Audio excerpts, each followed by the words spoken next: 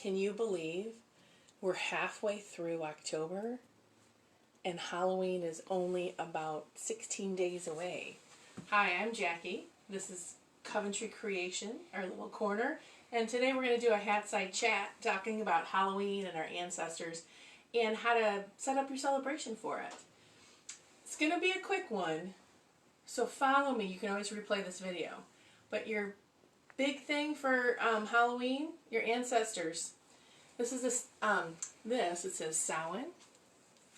Looks like Samhain. It's pronounced Samhain, like with a W. That Welsh language, the Celtic language, they have weird letters for weird things. But this is your ancestor candle. And the point of Halloween or Samhain is to honor the people who have gone before you and to bring them closer to you and talk to them. All over the world, you have celebrations. Right around this time of year, you have, I can't even think this morning. It's Monday morning, and I just got back from California, and I'm crazy today. So, but you look at the Day of the Dead, you look at Samhain, you look at all these celebrations, and even the Catholic Church couldn't get rid of it, so they adopted it. So in November is All Saints Day. So that's how Halloween got its name, is All Hallows Eve, being All Saints Day, and that's a day that you celebrate the saints and the people who have passed on before you. Creating a Halloween altar is super simple. You need one candle.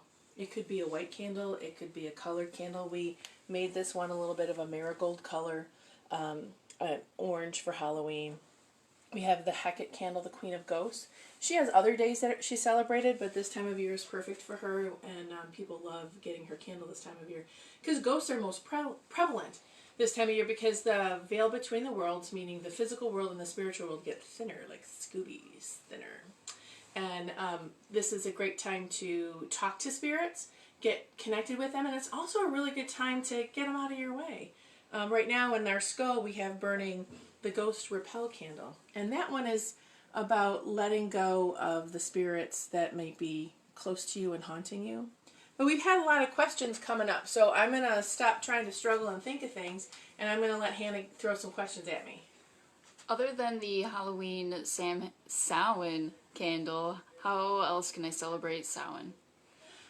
Super easy. A lot of times there's sweet cakes, there's an altar that's created with candles and flowers and the last of your harvest. So if you go to the agricultural celebrations, this day is like the last of the harvest. Anything that's left in the field at this after Halloween or Samhain is considered rotten, and the spirits have eaten all of the nutrients for it, or you leave that as offerings for the spirits in the fields. And so now you really celebrate that harvest, and you're kind of going to eat and fill all of your muscles and bones with as much nutrients as you can, because over the winter you're going to eat less and less and less. So if you look at that in the agricultural cycle of things.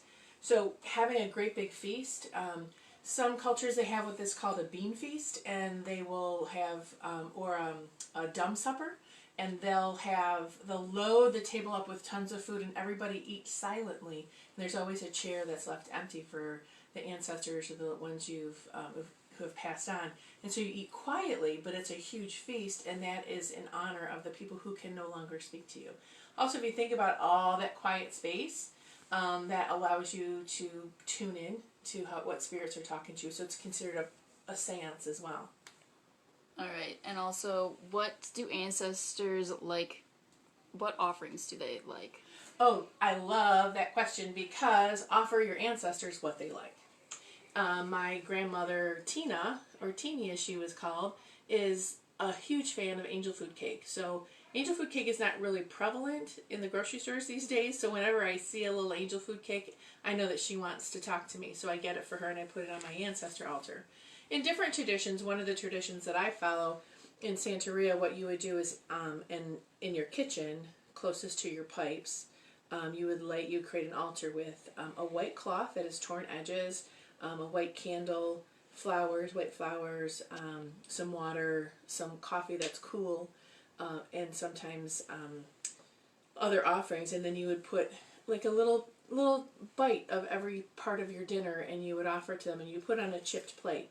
And the reason why you want a chipped plate and torn cloth is to show them that this is for them, that they have been torn from the physical world. It's not perfect. And it denotes that this is their plate and their place that they eat. So then they don't gain energy from other areas of your life. All right, last question. With the Mercury retrograde happening on Samhain or Halloween, how do you think it will affect Samhain or my ancestry work? That is a great question, and I'm not sure, so I'm going to kind of hazard a guess. If you think about Mercury being communication, communication with people around you, short-term travel, that type of things. So maybe getting ready for your Samhain celebration, it might be a little rough, and you might have some fits and starts and it not going the way you want it to. I don't think you need to really worry too much about how the two come together, because remember, Mercury retrograde brings up the things that aren't working for you so you can fix them. And so don't worry about Mercury retrograde. And I have to look at what sign it is to see where exactly it affects your life. I think we have two really, really intense times. Mercury retrograde and Halloween or Samhain come up at the same time. So we mush them together and we'll make it, oh my God, chicken with their head cut off. This guy is not falling. We're going to be great. Samhain is less of a singular day and more of a season and a time of year. I start celebrating it now. As you see, I've got my lovely skull here that's all decorated, ready for Day of the Dead. And this is when I just start playing and wearing all of my Halloween leggings, because that is the real reason for the season. I hope you guys have a great Samhain and Halloween and just enjoy what you're doing. Listen to the spirits, talk to your ancestors, celebrate, make offerings, and put on your witchy hats and put on your witchy clothes, because this is really, at this time, it's about fun. And it's about celebrating the people who have gone before you. Thanks a lot for listening. Jackie out.